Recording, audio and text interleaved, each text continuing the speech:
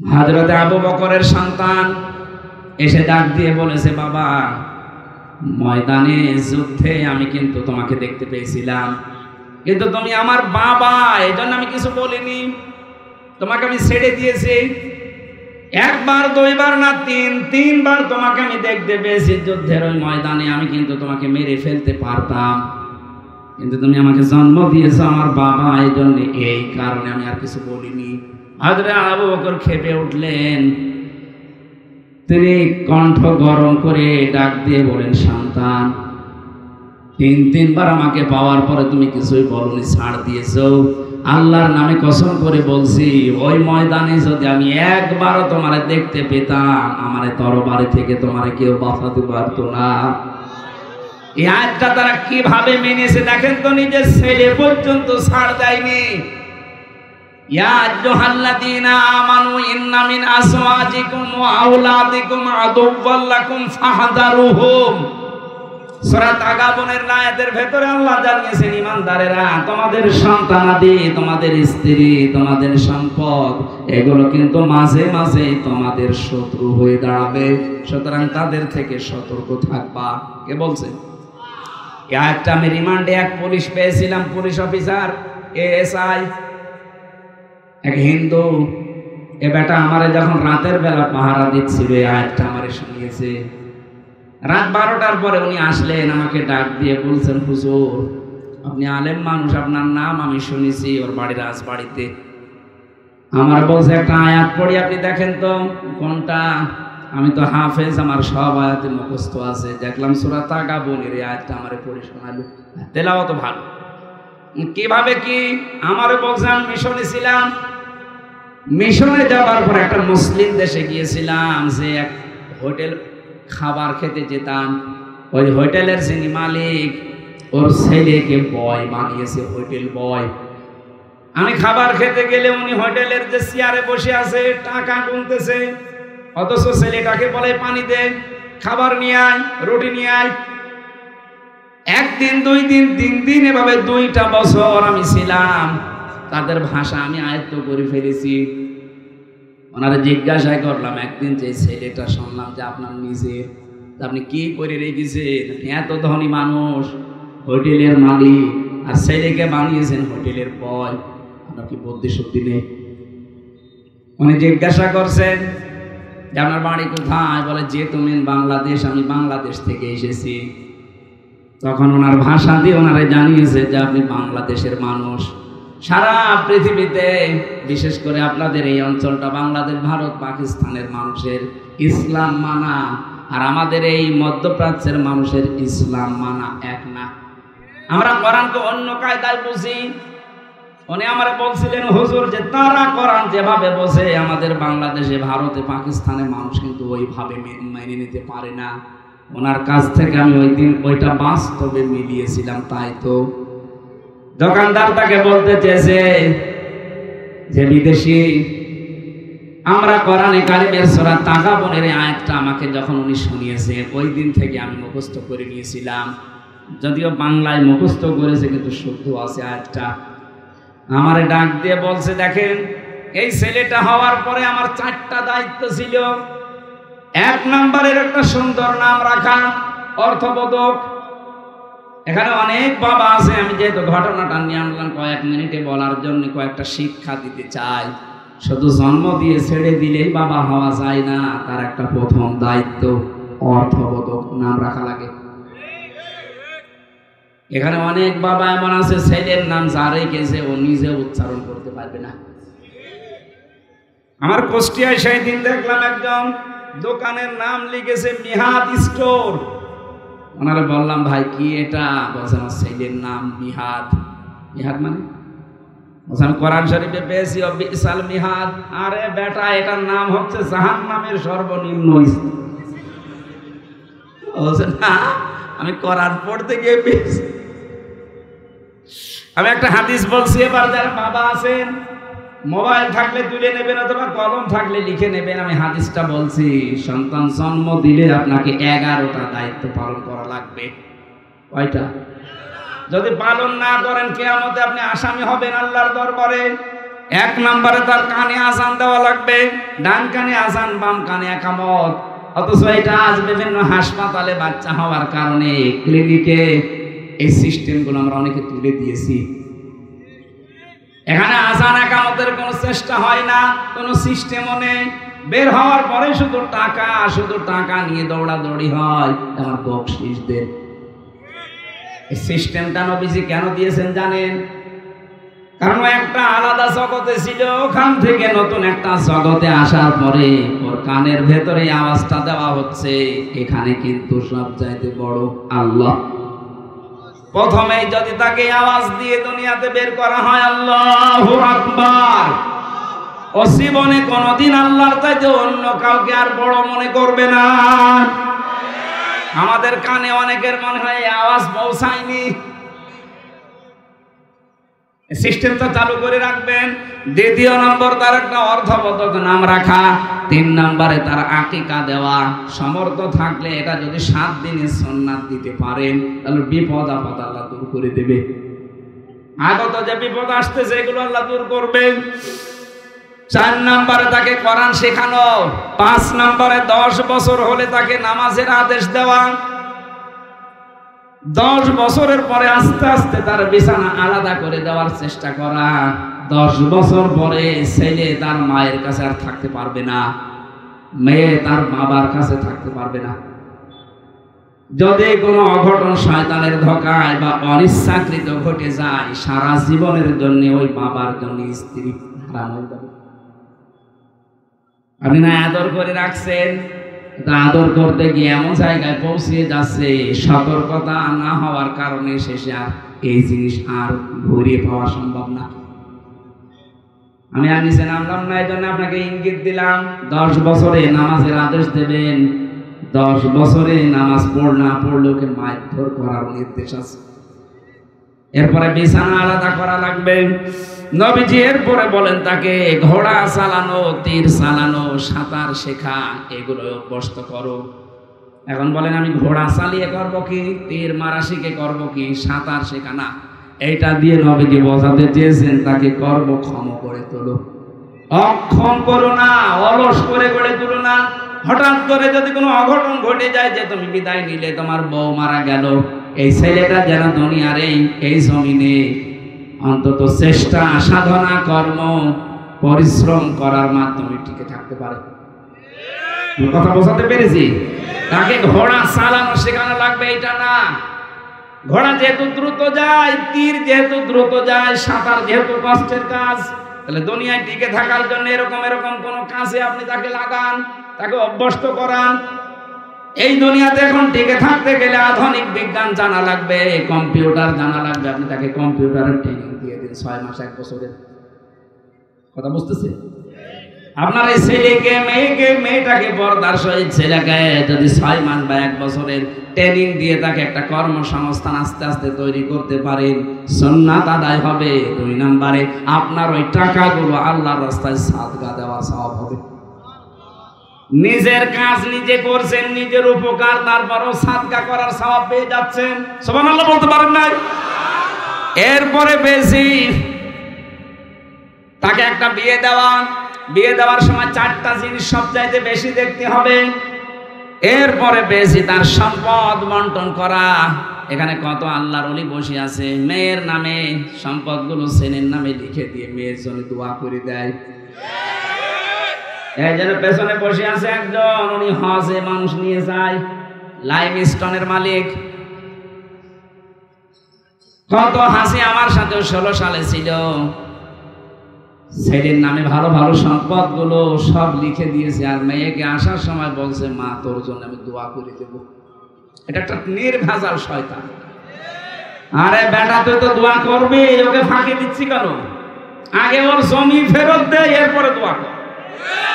কারণ জমি ফেরত দেওয়া লাগবে, নির্দেশ হামজা। বলেন কার? এরপরে পেয়েছি তাকে একটা কর্মসংস্থান তৈরি করে দেওয়া। এই লোকটা বলছিল, ও বিদেশি, আমার এই সন্তানটা হওয়ার পরে আমি তাকে সুন্দর একটা অর্থবোধক নাম রেখে দিয়েছি আব্দুর রহমান। কারণ পৃথিবীতে দুইটা নাম আল্লাহর কাছে প্রিয়, একটা আব্দুল্লাহ আর একটা আব্দুর রহমান। নাম রেখে শেষ করিনি ওকে, আমি দিন শেখানোর জন্য চেষ্টা চালিয়েছিলাম, কিন্তু দুষ্ট আর পড়ে নাই, যতটুকু জানা দরকার ততটুকু জেনে আর বড় ডিগ্রি দিতে পারে নাই। 3 নম্বরে আমার একটা বিয়ে দিয়েছি সৎ পাত্রী দেখে। 4 নম্বরে আমার দায়িত্ব ছিল ওরে আমি একটা কর্মসংস্থান তৈরি করে দেব হালাল। এখন ওর যেহেতু লেখাপড়ার দৌড় কম, ও তো আর ওই পর্যায়ে যেতে পারবে না।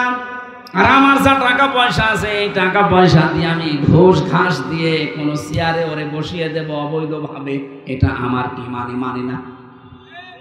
আচ্ছা, বাংলাদেশের সব বাবা সব বড় ভাই যদি এই হাদিসটা মেনে চলতাম যে ওর যোগ্যতা ওই পর্যন্ত যাক, আমি 35 লাখ টাকা দিয়ে ওরে এমন চেয়ারে বসাবো ও চেয়ারটাই নষ্ট করে থাকবে, এই দেশে আমার মনে হয় কোনো দুর্নীতি আর হতো না। আর আমরা এইটাই চাচ্ছি, যার যেখানে যোগ্যতা আছে আপনি তাকে ওই জায়গায় দেন। এমন মানুষকে আপনি দিচ্ছেন ঘুষের কারণে 35 লাখ 50 লাখ 1 কোটি টাকা দিয়ে একটা এসপি বদলি হতো আগে, এখন এই নিয়মটা পাল্টিয়েছে। আমরা চাই কিয়ামতের আগে এই নিয়ম যেন ঘুরে না আসে। একটা থানার ওসি আমার কুষ্টিয়ার সদর থানা, মডেল থানা, আর ওদিকে সিলেটের বিশ্বনাথ থানা, এই 2টা থানায় বাংলাদেশের সবচাইতে বেশি ক্রাইম হয়। এই 2টা থানায় নাকি সন্তান 15.5 বছরে ওসি আর টিএনও এগুলো যদি বদলি হতে কমপক্ষে 22 থেকে 35 লাখ টাকা আল্লাহর ওলিদেরকে দেওয়া লাগবে। এ যদি 35 লাখ টাকা দিয়ে আসে তো ওই টাকাগুলোর উপায় করা লাগবে না, কথা বলে না কেন? আর উপায় করতে হলেও 10 বছর যদি ওই থানায় ওসি থাকে, জীবনে ওই টাকা তুলতে পারবে না বেতন দিয়ে, শেষে অবৈধ পথে পা বাড়ানো লাগে। আমি ওই 10 সালে যে ওসি সাহেবকে পড়াতাম, ওই সময় ওই দিন পড়াচ্ছিলাম ঘুষের আয়াত, লা তাকুলু আমওয়ালাকুম বাইনাকুম বিল বাতিল। হঠাৎ করে দেখে একজন 10 লক্ষ টাকার বান্ডিল নিয়ে এসেছে, ওনারে দিয়ে বলছে, স্যার আমার এটা নেন আর ওই মালটা ছেড়ে দিন। আমার দিকে তাকিয়ে বলছে, হুজুর নেবেন মানে আপনারা আমি পড়ালাম কি? আজকেই তো পড়ালাম ঘুষের আয়াতে যে কিছুক্ষণ আগে আপনি পড়লেন। আমার বলছে, হুজুর এটা ঘুষ না, এটা হাদিয়া। বললাম, স্যার কি হয়েছে বলেন তো? 1 কোটি টাকার হিরোইন ধরা পড়েছে। এখন ওইটা যদি 10 লাখ টাকা দিয়ে ছাড়াতে পারে কত লাভ হবে? 90 লাখ ওর লাভ হয়ে যাবে। আমি বললাম, এ হাদিয়া কি সরকার আপনাকে এই 15.5 বছর দিচ্ছে না? ওই সময় 10 সাল ছিল কেবল, ওই এসেছিল 1 বছর। তা আপনাকে তো বছরে বছরে মাসে মাসে সরকারে হাদিয়া দেয়। বলেন তো, ওনার যে হাদিয়া, ওই হাদিয়া নিয়ে যদি কুষ্টিয়ার সদর থানায় মডেল থানায় টিকে থাকা লাগে, 2 বছরের জন্য হয়তো উনি এসেছে, 2 বছর না 10 বছর চাকরি করলো, ওই টাকা উঠবে না। আর এরকম হাদিয়া যদি মাসে 2-3টা হয়, বেতন এমনি উঠে যাবে। আমরা চাই এটা যেন ফিরে না আসে। আমিরে জামাত ডক্টর শফিকুর রহমান ঘোষণা দিয়েছেন, এই দেশে এমন পরিবেশ আমরা কায়েম করতে চাই, ঘুষ চাইলে হাত ভেঙে দেওয়া হবে। হ্যাঁ, এটা আমরা চাই না।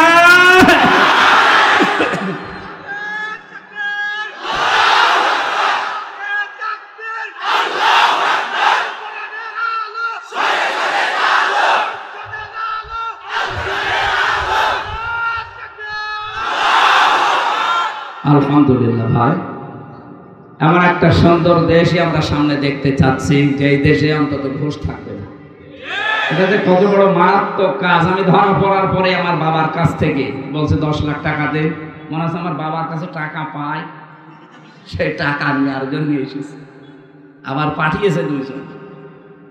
বলবা যদি টাকা না দেয় তাহলে 50টা মামলা দেওয়া হবে, তাও 1 জেলায় না, এক জেলায় এক একটা, ও প্রতিদিন খালি দৌড়াবে। তারপর আমার বাবা গ্রাম্য মানুষ, যে কোনো কায়দায় বিভিন্ন জায়গা থেকে ধার কর্জ করে করে 8 লাখ টাকা শয়তানদের দিয়েছে। ও শয়তানরা তাদের কথা ঠিক রাখে না, আবার মামলা দিয়েছে। টাকাটাও নিল, মামলাও দিল, 3 বছর জেলও বিনা কারণে খাটাইল, এখন পালিয়ে বেড়াচ্ছে। এখন আমি চাই যে ওদের এরকম 3 বছর জেল হোক, আর ওদের কাছ থেকে এরকম 8 লাখ 10 লাখ না 50 লাখ টাকা নেওয়া, কারণ ওদের টাকা তো সব অবৈধ। তাছাড়া এই অন্যায় বন্ধ হবে। আবার সামনে আবার যারা আসবে ওরাও কিন্তু এই শুরু করবে যে নেই 10 লাখ নেই 20 লাখ। এই জন্য তো আমিরে জামাত এই ঘোষণা দিয়েছে, এই দেশে এমন পরিবেশ তৈরি করতে চাই, ঘুষ চাইলেই যেন হাত ভেঙে দেবে। দোকানদার বলছে, ভাই আমার ছেলেটার যে যোগ্যতা, ওই যোগ্যতা অনুযায়ী কোন চেয়ারে ওকে বসানো সম্ভব না, এই জন্য আমার প্রতিষ্ঠানে হালাল কর্মজীবনে ওরে আমি লাগিয়ে দিয়েছি।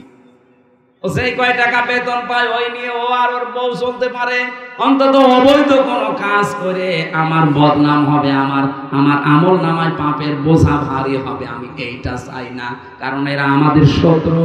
এমন কোনো কাজ আমি করব না যে ওর জন্য আমার কাছে জবাব দেওয়া লাগবে কিয়ামতে।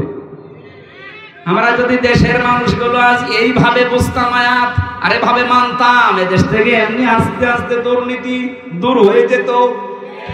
কার জন্য আপনি এই করে যাচ্ছেন? কোরআনে কারীম বারবার সতর্ক করছে, আমাল হায়াতুদ দুনিয়া ইল্লা মাতাউল গুরুর। ও নওগাঁবাসী, আল্লাহ কিন্তু এই কথাটা বারবার কোরআনে দিয়েছেন। পৃথিবীর মানুষেরা, তোমার সন্তান, তোমার সম্পদ, স্ত্রী, মা বাবা, এমনকি দুনিয়ায় যত মানুষ আছে সব কিন্তু ধোঁকা। আপনার স্ত্রী আপনার জন্য ধোঁকা। আপনি কামাই করা বন্ধ করে দেখেন তো তার মন পান কিনা। আপনার মা বাবা আপনার জন্য ধোঁকা। যতই ভালোবাসুক আর যতই জন্ম দিক, কামাই করা বন্ধ করে দেন তো। আপনার মা আপনার বাবা বিদেশে আপনাকে পাঠিয়ে ভাবে যে আমার টাকা কামাই করা মেশিন। আপনি অসুস্থ হয়ে মরে যান, পড়ে আসেন, 2-4 দিন কান্নাকাটি করবে, এরপর আপনাকেও ভুলে যাবে। কারণ পৃথিবীর নিয়মটা আল্লাহ এভাবে বানিয়েছে। কার জন্য আপনি কি করে অবৈধ ইনকাম করে কি করবেন বলেন? এটা হাজী সেলিমের দিকে তাকান, ঢাকার অর্ধেক নাকি তার, অথচ এখন জেলখানায় পড়ে আছে আমাদের মতো। সেদিন আমার মামলার হাসিরা ছিল, এসেছিল কোর্টে, শিশুর মতো হাউমাউ করে কাঁদছে, তো কথা বলতে পারে না, নৌকা বলতে গেলে হৌকা বলে ফেলে, কথা ভালো বলতে পারে না, জড়িয়ে যায়। অথচ ঢাকার অর্ধেক শেষ, বৈধ হোক অবৈধ হোক ও সব করে নিয়েছে। কি হয়ে গেল এখন?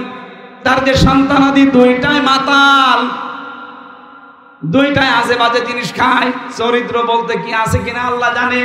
তার ওই যে চরিত্র, এখন যদি যে মামলাগুলো দেখতে পাচ্ছি, কত মার্ডার মামলার আসামি, সে যদি ফাঁসি হয়ে যায় তো গেল, আর যদি জেল হয় যাবজ্জীবন 30 বছর জেল খাটা লাগবে। কি হইল তার সম্পদ? তার যে প্রভাব প্রতিপত্তি, পুরান ঢাকার সবই তার। কি হয়েছে? কিচ্ছু হয়নি।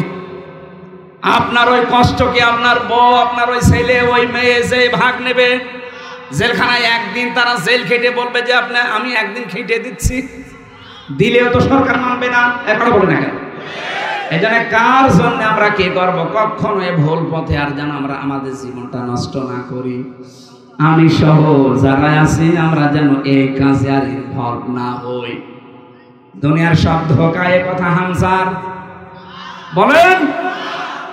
নবীজিকে আল্লাহ পাক এই আয়াত নাযিল করে জানালেন, সতর্ক করেন ওদেরকে, পৃথিবীর এই ধোঁকায় পড়ে যেন ওরা আসল জীবন ভুলে না যায়। নবীজি আয়াতটা পাওয়ার পরে এসে ফাতেমাকে ডেকেছিলেন, ফাতেমা উলমা কুনতু বিদআম মিনার রাসূলি ওয়া আদরি মা ইউফআলু বি ওয়ালা বিকুম। হে ফাতেমা, আমি কিন্তু নতুন নবী রাসূল না, আমার আগে বহু নবী রাসূল দুনিয়ায় ছিল, আর সিস্টেমই এইটা। দুনিয়ায় মানুষ আসবে চলে যাবে, আসবে চলে যাবে। আসল কাজ হচ্ছে দুনিয়ার এই ছোট্ট জীবনে আখিরাতের পুঁজি তৈরি করে কে কতটুকু নিয়ে যেতে পারে। আল্লাহর নবী জানিয়েছেন, আল কাইয়্যিসু মান দানা নাফসাহু ওয়া আমিলা লিমা বাদাল মাউতি। ওই লোকটাই আল্লাহর ভাষায় বুদ্ধিমান। এই পৃথিবীতে যেই লোকটা নিজে আখিরাতের জন্য কাজ করে আর আল্লাহর উপরে ভরসা করে। আল আজিজু মান তাবা নাফসাহু হাওয়াহা তামান্না আলাল্লাহ। ওই লোকটা বড় নির্বোধ, বড় পাগল। আখিরাতের কোনো কাজ কারবার তার নেই, এই আন্দাজে ভরসা করে আছে আল্লাহ আমারে মাফ করে দিবে। সুতরাং আমরা এরকম কোন পাগলামি আর করতে চাই না। সতর্কবাণী যখন এসেছে আমরা সতর্ক হব। অন্তত এই হিন্দু অফিসার যেটা বোঝাতে চেয়েছিল, আমি ওই দিন অন্তত বুঝে ফেলেছি যে পৃথিবীর সব ধোঁকা। 3টা বছর আমি জেল খাটলাম, আমার মা বাবা, আমার স্ত্রী, সন্তানাদি কেউ আমার এই কষ্টের ভাগ নেয়নি।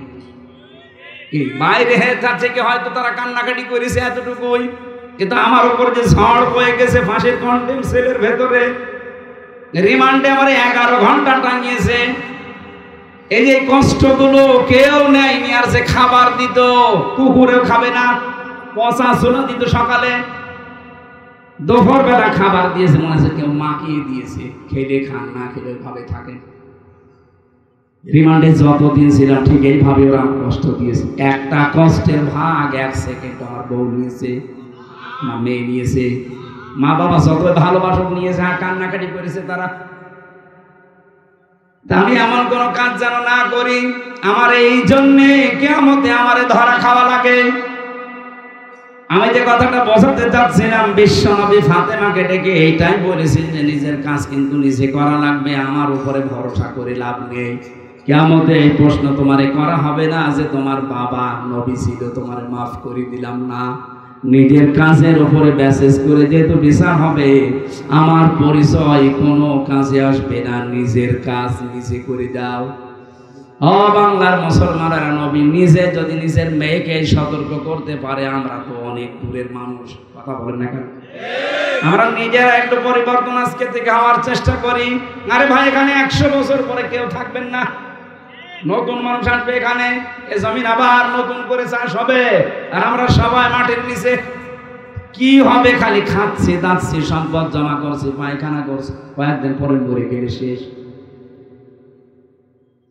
নবীজির স্ত্রী খাদিজাতুল কুবরা 2 নম্বরে বলেছিলেন, স্বামী আপনি ভয় পাবেন না, কারণ আপনি তাকসিবুল কাল্লা, এদিকে তাকান, এই শব্দটা গুরুত্বপূর্ণ। তাকসিবুল কাল্লা, আপনি তো মানুষের বোঝা বহন করেন, সে ঋণের বোঝা হোক, কষ্টের বোঝা হোক, কর্মের বোঝা হোক, মানুষের বোঝা আপনি বহন করে হালকা করে দেন, এই জন্য আপনার ভয় নেই। অথচ বাংলাদেশের দিকে তাকান, কত মানুষ এই দেশে আছে, হাজারো মানুষের বোঝা বহন করা দূরের কথা, হালকা করা দূরের কথা, আরো বোঝা ভারী করে দিয়ে গেল। আপনি নাই পালিয়ে যে ভালো আছেন, কিন্তু কত মানুষকে আপনি বোঝা বানিয়ে দিলেন এই দেশের। এই যে যাদের আজ পা নেই, হাত নেই, চোখ নেই, অন্ডকোষ পর্যন্ত অনেকে উড়ে গেছে, এরা আজ পরিবারের জন্য বোঝা না। এই বলেন না কেন? লক্ষ কোটি কোটি টাকা মারিং কাটিং করে বিদেশে পাচার করে এই দেশকে একটা বোঝা দিয়ে গেলেন, ঋণের বোঝা। এই দেশে এখন কেউ জন্ম নিলে সে 1 লাখ টাকা ঋণ। এই যে বিশাল বোঝা দিয়ে আপনি খুব আরামে আছেন, তাম পৃথিবীর ভয় আপনার মনের ভেতরে আল্লাহ ঢুকিয়ে দেবে। এটা আমাদের উচিত হচ্ছে আমরা বোঝা হালকা করব। এই কথা বলেন না কেন? আমি মন থেকে বলেন তো, আপনি দল করেন আর যাই করেন, এই যে 2780 জন এখন হাসপাতালে, এই 2024-এর আন্দোলনে, জুলাই আগস্টের আন্দোলনে যারা হাত হারিয়েছে, পা হারিয়েছে, চোখ হারিয়েছে, এরা কিন্তু তার পরিবারের কাছে বোঝা না। কোনদিন কিয়ামতের আগে চোখটা ফেরত দিতে পারবেন? বিশাল বোঝা দিয়ে গেলেন তার পরিবারের জন্য, সারা জীবন ওই সন্তানটা তার মা বাবার কানা লাগবে। নবীজির আদর্শ হচ্ছে তিনি বোঝা হালকা করতেন, আর আপনি কি আদর্শ দেখিয়ে গেলেন? নবীজির উম্মত দাবি করে কারো বোঝা ভারী করে দিয়ে গেলেন। আল্লাহর মাফ তো দূরের কথা, জনগণ মাফ করবে না। আর যারা এরকম বোঝা তৈরি করে দেয়, তাদের মনের ভেতরে ভয় তৈরি করে কে? আরো জোরে। রাহমাতুল্লাহি ওয়া বারাকাতুহু।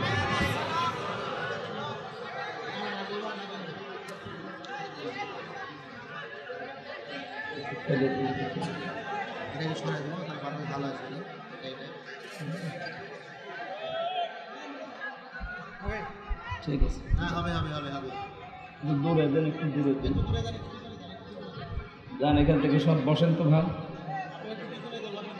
বসেন বসেন, ডিস্টার্ব না করে বসেন।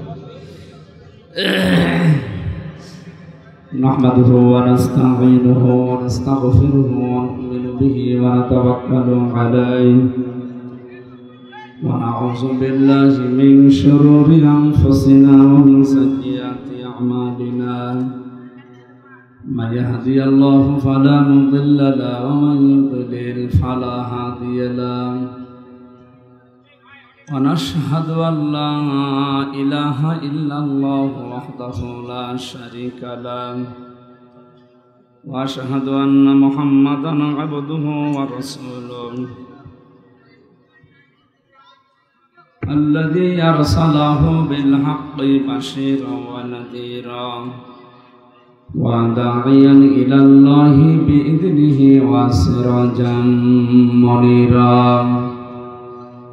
فقد قال الله تعالى في كلامه المجيد وبرهانه التوحيد أعوذ بالله من الشيطان الرجيم بسم الله الرحمن الرحيم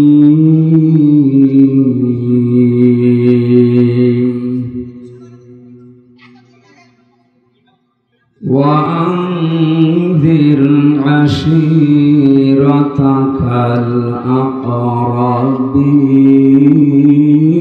الأقربين واخفض جناحك لمن اتبعك من المؤمنين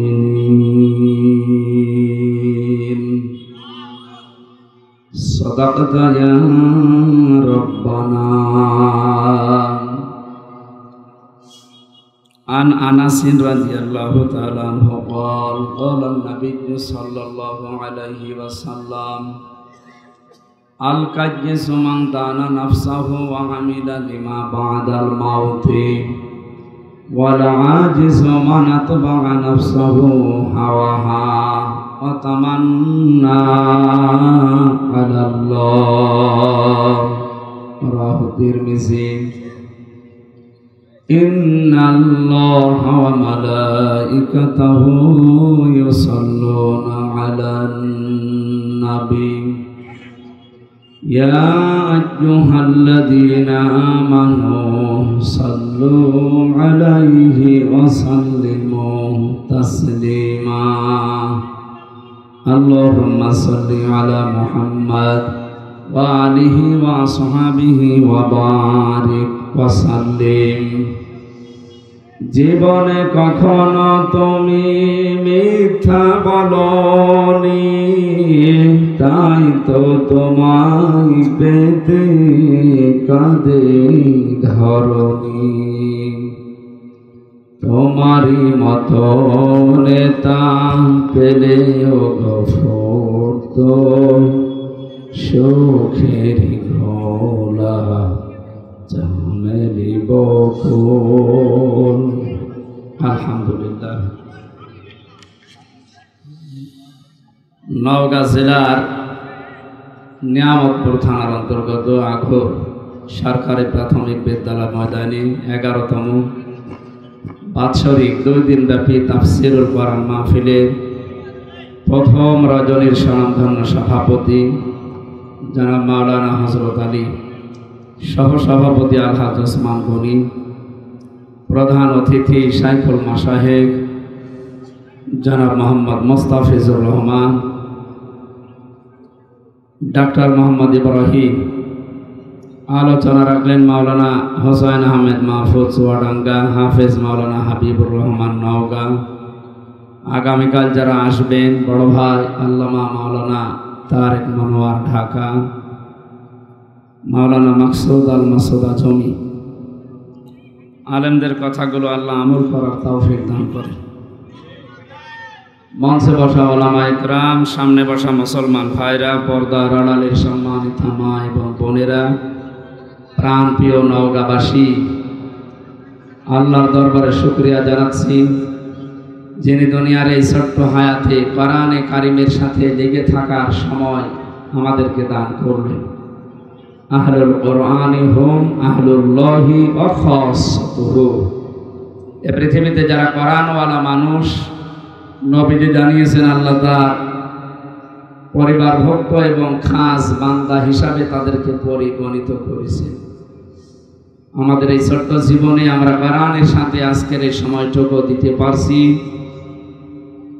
এখান থেকে যে ডিরেকশনগুলো দেওয়া হবে কোরআন থেকে, আমাদের প্র্যাকটিক্যাল লাইফে যদি আমরা সেট করতে পারি, আশা করা যায় আমরা আল্লাহ পরিবারের লোক এবং তার খাস বান্দা হিসাবে পরিগণিত হতে পারবো ইনশাআল্লাহ।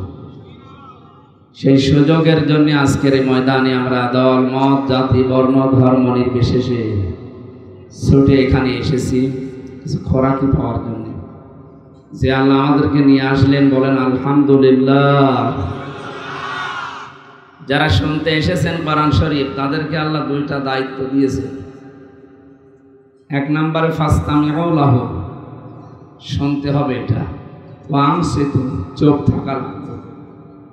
এই দুইটা কাজ যারা শ্রোতা, যারা দর্শক, যারা বসে আছে এখানে, তাদের জন্য এই দুইটা পালন করা যাবে না ইনশাআল্লাহ?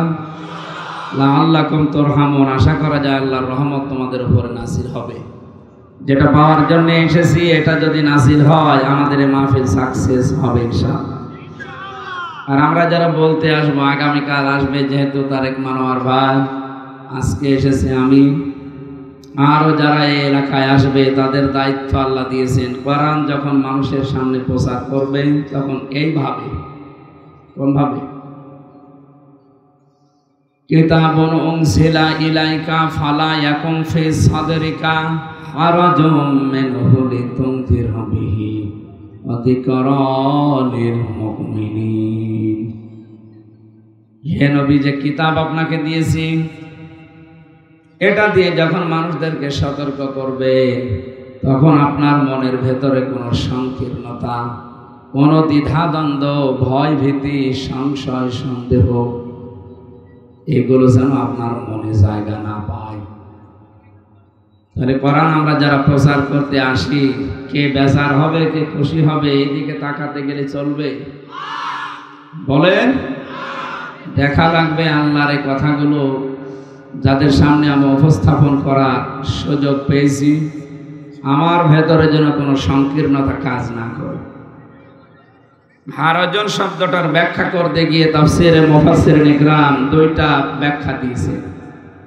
এক নম্বরে, হে নবী, আপনি যখন কোরআন প্রচার করতে যাবেন, দেখবেন অনেক মানুষ সেখানে বসা আছে যারা আপনার বক্তব্য না বোঝার কারণে এরা রাগ করবে, মন খারাপ করবে। এরকম মানুষ দেশে আছে।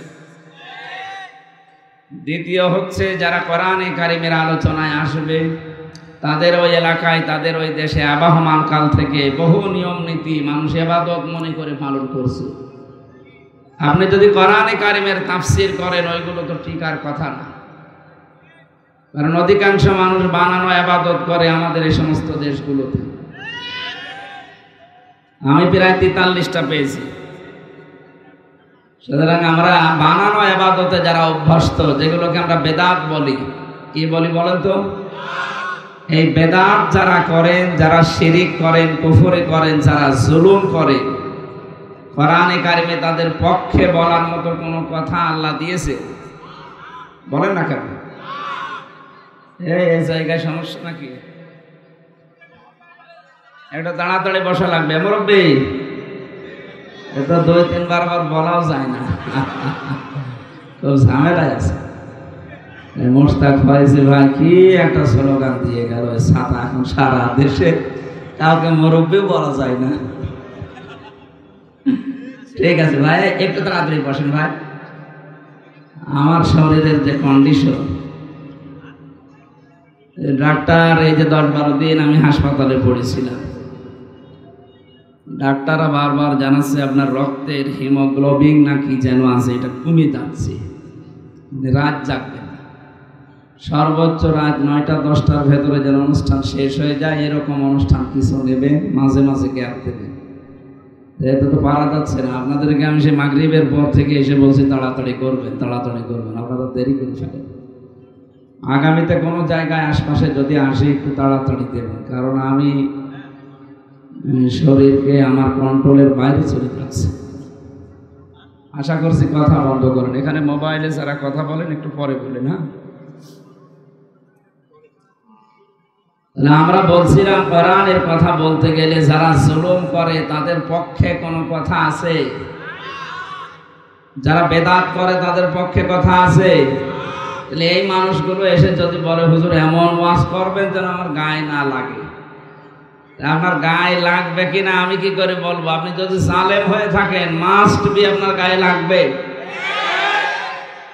কারণ আপনার পক্ষে কোনো আয়াত কোরআনে নেই। যদি থাকে তাহলে আপনি বানিয়ে দেন, আমি ওইটার উপরে তাফসীর করছি। এই জন্য কোরআনে আল্লাহ যেই ফরসে সেই কথা জানিয়েছেন। তাফসীরুল কোরআন মাহফিলে আমরা চেষ্টা চালাবো। যেহেতু হারাজনের ব্যাখ্যা বলছিলাম, এই বানানো ইবাদতে যারা অভ্যস্ত, হে নবী আপনি কোরআন তাফসীর করলে ওইগুলো যখন টিকবে না, ওই মানুষগুলো তখন মন খারাপ করবে। কারণ তাফসীর মানে খুলে ফেলা। তাফসীর মানে কি?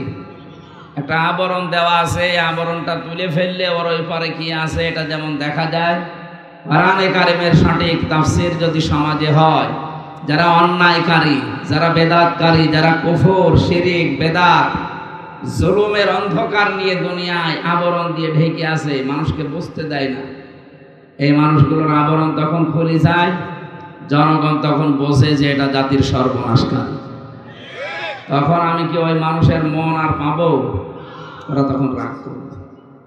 আল্লাহ এই জন্যে বলেছেন, হে নবী কোরআন প্রচার করতে গেলে আপনি কোনো দিকে তাকাবেন না। আল্লাহর এই আয়াত সামনে নিয়ে আমরা কথা বলার চেষ্টা চালাবো ইনশাআল্লাহ। জানি এই পৃথিবীতে তিনটা প্রাণী আছে, এরা আলো ভালোবাসে না, অন্ধকার ভালোবাসে। পেঁচা, বাদুড় আর চামচিকা। এ কথা শোনেননি কোনোদিন? যে পেঁচা, বাদুড়, চামচিকা এরা কি দিনের আলোতে, সূর্যের আলোতে বের হয়? রাতের আধারে বের হয়। যখন অন্ধকার হয়ে যায় তখন বের হয়ে মানুষের ফসল নষ্ট করে, ওয়ালা নষ্ট করে, পানের বরজ নষ্ট করে। অন্ধকারে যদি বের হয়ে স্থির থাকতো হয়ে যেত না, আরো জিনিসপত্র নষ্ট করে মানুষের ক্ষতি সাধন করে। তাহলে এরা দিনের আলো, সূর্যের আলো এদের ভালো লাগে না, এদের রাতের অন্ধকার ভালো লাগে। এই জন্য এদের নামও ওই রকম, পেঁচা, বাদুড়, চামচিকা। এর নাম যা মনে হচ্ছে চেহারা খুব সুন্দর নাকি? কেউ যদি পেঁচা একবার দেখে ও কি মনে মনে ভাববে যে আল্লাহ আমার আর একবার দেখাও? ওর নামও সেরকম, ওর চেহারা ওইরকম। এই কথা বুঝতেছে? এই জন্য এরা যেহেতু মানুষের ক্ষতি সাধন করে, সেই মানুষগুলো এই পৃথিবীতে কোরআনের আলো, দিনের আলো, ইসলামের আলো সহ্য করতে পারে না। তখন তারা জুলুমের আলো, জুলুমের অন্ধকারের পথ, শিরিকের অন্ধকারের পথ, বেদাতের অন্ধকারের পথগুলো বেছে নেয়, নিয়ে মানুষের ক্ষতি সাধন করে, মানুষের ইমানের, মানুষের আখেরাতের এবং দুনিয়া। এদের সামনে কোরআনের তাফসীর করলে ওদের আবরণ ওগুলো খুলে চলে যায়। মানুষ তখন বোঝে যে এ তো সর্বনাশ করছে, তখন ওরা মন খারাপ করে, রাগ করে যে না, এরে যেন আর এলাকায় আসতে দেওয়া না হয়। আমরা এইটাই সারা দেশে দেখছি। তাছাড়া আমি আপনার কি শত্রু? কোরআনের কথা বলতে নিয়ে এসেছেন আপনি সেই কুষ্টিয়া থেকে, আবার ডিরেকশন দেন যে আপনি এটা বলবেন, এটা বলবেন, মানে কি? আপনি জানছেন যে হ্যাঁ এরকম কিছু আছে যেগুলো আমি ব্যবসা করে খাচ্ছি, এগুলো বন্ধ হয়ে যেতে পারে। আমার ভেতরে যে নেফাকি আছে, মুনাফিকি আছে, এটা হয়তো বন্ধ হয়ে যাবে। এ কোরআন থেকে বললে আমার সর্বনাশ হবে, এই জন্য আপনার রাগ হয়। আমরা এসেছি আল্লাহর কোরআন কারীম প্রচার করতে, সেইভাবে প্রচার করা দরকার। আল্লাহ জানিয়েছে, ওয়ানযির বিহিল্লাযীনা ইয়াখাফুনা। আল্লাহ পাক বলেন, হে নবী আপনি এই কোরআন কারীম দিয়ে ওই মানুষগুলোকে সতর্ক করেন, আইয়ুহশারু ইলা রাব্বিহিম লাইসা লাহুম মিন দুনিহি ওয়ালিয়্যুন ওয়ালা শাফীউন লাআল্লাহুম ইয়াত্তাকুন। যে মানুষগুলোর ভেতরে এই ভয় আছে যে কিয়ামতে আমাকে দাঁড়ানো লাগবে একজনের সামনে, তিনি কে? এই বিষয়টা যখন মানুষের ভেতরে 100% পয়দা হবে যে আমাকে কিন্তু দাঁড়ানো লাগবে আমার রবের সামনে, আইয়ুহশারু ইলা রাব্বিহিম লাইসা লাহুম মিন দুনিহি ওয়ালিয়্যুন ওয়ালা শাফিউ। সেখানে আমার সামনে পেছনে উপরে নিচে কোনো অলি, কোনো বন্ধু থাকবে না, কোনো সুপারিশকারী থাকবে না। এই চিন্তা ভাবনা যাদের ভেতরে আছে আপনি কোরআন দিয়ে তাদেরকে সতর্ক করেন। ওয়াদাক্কির ফাইন্নাদ যিকরা তানফাউল মুমিনিন। কোরআনে কারিমের আলোচনায় কাজ হবে, উপকার হবে ওই মানুষগুলোর যাদের ভেতরে ঈমান আছে। আল্লাহ পাক জানিয়েছেন ফাযাক্কির বিল কুরআনি মান ইয়াখাফু ওয়াঈদ। So admonish and or by the Holy Quran him who frays my threat. এই কোরআন দিয়ে মানুষদেরকে সতর্ক করবেন যার ভেতরে আল্লাহর ধমকের ভয় আছে, আল্লাহর থ্রেটের ভয় আছে, তার কাজ হবে। কে বলছে? সুতরাং আজকে আমরা যারা বলতে আসি আমরা কোরআন কেন্দ্রিক যেন আলোচনা করি, যাদের ভেতরে আল্লাহর দরবারে দাঁড়ানো এবং তার ধমকের ভয় ভেতরে আছে, যে মানুষগুলো বিশ্বাস করে যে না যখন দাঁড়ানো লাগবে তার সামনে তখন কোনো অলি, কোনো বন্ধু, কোনো সুপারিশকারী কেউ থাকবে না। এই বিশ্বাসে যারা সামনে বসবে লাআল্লাহুম ইয়াত্তাকুন, আশা করা যায় জীবন সংশোধন হয়ে যাবে, তাদের জীবন আস্তে আস্তে পরিবর্তন হবে, থেমে যাবে। যেহেতু এটা শেষ জামানা চলছে, আমরা চাই আমাদের জীবন যেন পরিবর্তন হয়ে পরিশীলিত হয়ে আল্লাহর বাগান জান্নাতের দিকে এগিয়ে যায়। বলেন আমিন। কোরআনে কারিমে 6666টা আয়াত, মাত্র একটা আয়াত পড়েছি আমরা, সূরা শুআরা 214 নম্বর আয়াত। এই আয়াতটাকে সামনে নিয়ে বিশ্বনবী মুহাম্মদুর রাসূলুল্লাহর লক্ষ লক্ষ হাদিস থেকে একটা হাদিসের টুকরা পড়েছি। এই দুইটা সামনে নিয়ে আমরা কথা বলার চেষ্টা চালাচ্ছি ইনশাআল্লাহ। কোরআনে কারীম থেকে আমরা তেলাওয়াত করে আরম্ভ করছি। আউযু বিল্লাহি মিনাশ শাইতানির রাজিম। শয়তান যেন আশপাশে না থাকে, এজন্য জবান খুলে পড়েন। আউযু বিল্লাহি মিনাশ শাইতানির রাজিম। বিসমিল্লাহির রহমানির রহিম।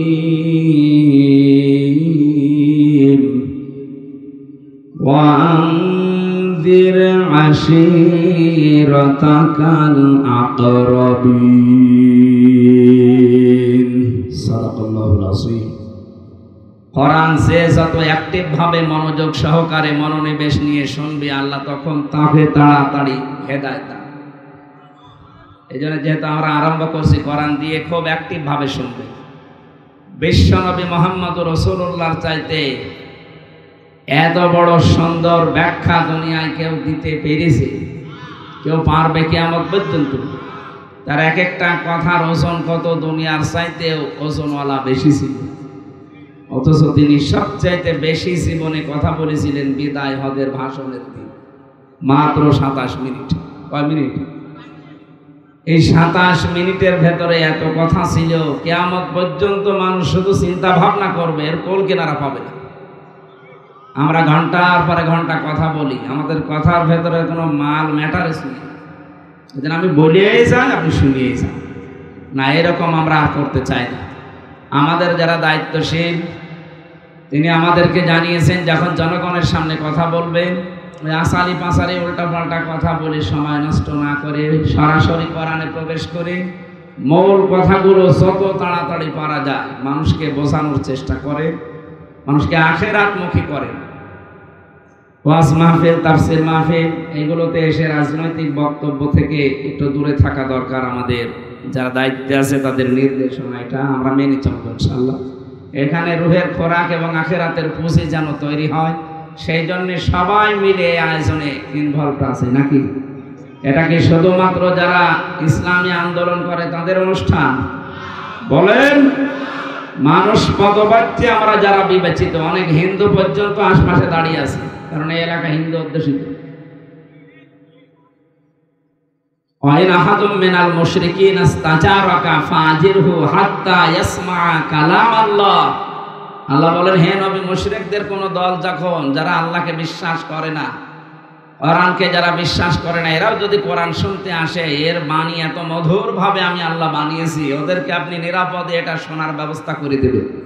সুতরাং আশপাশে যারা শুনছেন, আপনি স্থির ভাবে আল্লাহর কোরআন শোনেন। এটা যেমন মুসলমানের জন্য, এটা অমুসলিমের জন্য। কালকে আপনারা জানেন, পরিবারের 5 জন সদস্যর 4 জন এসে মুসলমান হয়ে গেল চাঁপাইনবাবগঞ্জ কানসাটে। ওর মাকেও বলেছিল ওর মা বলেছে না, আমি এখন হব না। বাবা, 2 ছেলে 1 মেয়ে, 4 জন এসে কোরআনে কারিমের এই তাফসীর ওরা বসে বসে শুনছিল। 1 ঘন্টা 15 মিনিট কথা বলেছিলাম। এরপরে এসে বলছে, আমাদের ধর্মে আমরা আর থাকতে চাই না, শান্তির ধর্ম পৃথিবীতে একমাত্র ইসলাম, আপনি আমাদেরকে ইসলামে দীক্ষিত করান।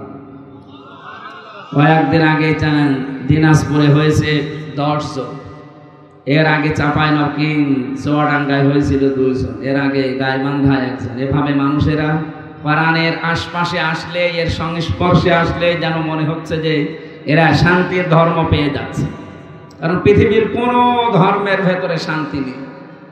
ইন্নাদ দীনা ইনদাল্লাহিল ইসলাম, এই যে সেলমন থেকে ইসলাম এসেছে, আল্লাহর কাছে মনোনীত জীবন ব্যবস্থা, ধর্ম যাই বলে, শান্তি, এটা ইসলাম। এটা কি? টাকা পয়সা, অর্থ সম্পদ, ক্ষমতা থাকলেই মানুষকে আল্লাহ শান্তি দেবে, কথা কোনো জায়গায় দেয়। আরো জানিয়েছে, যাদেরকে ক্ষমতা দিয়েছে এই মানুষগুলোকে অপমান করার সম্ভাবনা, অপদস্থ করার সম্ভাবনা বেশি। কুলিল্লাহুম্মা মালিকাল মুলকি তুতিল মুলকা মান তাশা ওয়া তানজিউল মুলকা মিম্মান তাশা ওয়া তুইজ্জু মান তাশা ওয়া তুযিল্লু মান তাশা বিয়াদিকাল খায়র ইন্নাকা আলা কুল্লি শাইইন কাদির। সূরা আলে ইমরানের 26 নম্বর আয়াতে আছে, খুব খেয়াল করুন। আল্লাহ বলেন, নবী আপনি বলেন, ক্ষমতার একচ্ছত্র মালিকানা আমি আল্লাহর। এটা আমরা বিশ্বাস করি তো? বলেন না কেন? এই আয়াত যারা বিশ্বাস করে কোরআনে কারিমের, তারা মরণের আগ পর্যন্ত কথা বলতে পারেন না যে ক্ষমতার উৎস জনগণ। ক্ষমতার উৎস জনগণ, এই কথা বিশ্বাস করেন কারা? হাত তোলেন তো। কয়েকজন, তাহলে ঠিক আছে, ওরা মনে হয় হিন্দু হবে। আল্লাহ সূরা আলে ইমরানের 26 নম্বর আয়াতে বলে দিচ্ছে, আপনি এরপরও বিশ্বাস করেন না, তার আয়াত কি মিথ্যা মনে হচ্ছে? কুলিল্লাহুম্মা মালিকাল মুলক, আল্লাহ বলেন আপনি বলেন যে আমি কিন্তু রাজত্বের মালিক, যাকে ইচ্ছা তাকে দেই, যাকে ইচ্ছা নামিয়ে দেই। 2024 সালের আগস্টের 5 তারিখে ক্ষমতা থেকে নামিয়ে চরমভাবে অপমান করেছে, এটা কি ছাত্র জনতা না আল্লাহ? এটাও বিশ্বাস করেন? এটা আমরা তো এখন বিশ্বাস করছি,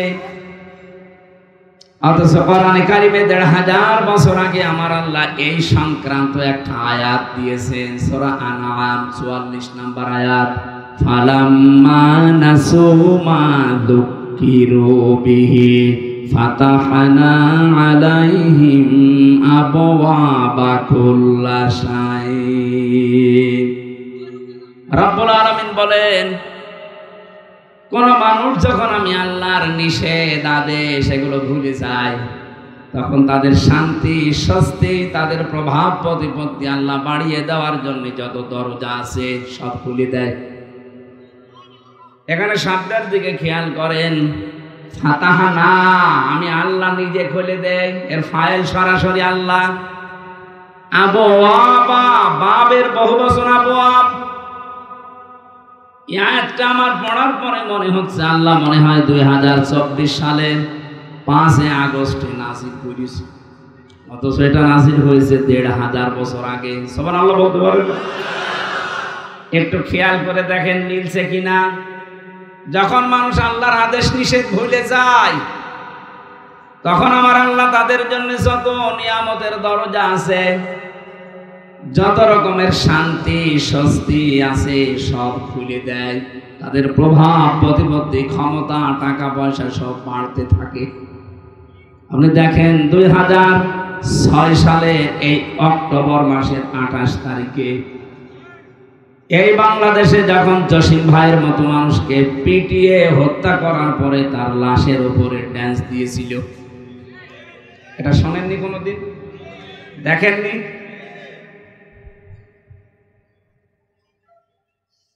আমি একবার যাচ্ছিলাম সিরাজগঞ্জ থেকে, তখন বাসে চলতাম, ড্রাইভারের পেছনে বসে আছি। ড্রাইভার সাহেব একেবারে রাস্তার মাঝে একটা কুকুর আছে, কুকুরের গার উপর দিয়ে না দিয়ে পাম দিয়ে চালিয়ে দিল, গাড়ি একটু ঝাঁকি দিয়ে উঠেছে। জিজ্ঞাসা করলাম আপনি এমন করলেন কেন, এখনো তো অ্যাক্সিডেন্ট হয়ে যেত। ড্রাইভার আমারে বলছে হুজুর আপনি দেখেন না একটা মরা কুকুর পড়ে আছে, তো মরা, ওরা ডবল করে মারলেই কি আর না মারলেই কি ও টের পাবে? ড্রাইভার আমার দিকে ঘুরে বলছে হুজুর আপনি কি আসলে হুজুর? কেমন হুজুর? হ্যাঁ, আপনি দেখেন যে একটা মরা কুকুর পড়ে আছে, আমি ডবল করে মারবো, আমার বিবেক নেই? হ্যাঁ, এই কথা শোনার জন্য আমি ছিলাম। এখানে আমরা সতর্কবাণী উচ্চারণ করছি, আমি সহ যারা এসেছি আমরা যেন সতর্ক হয়ে জীবনযাপন করি।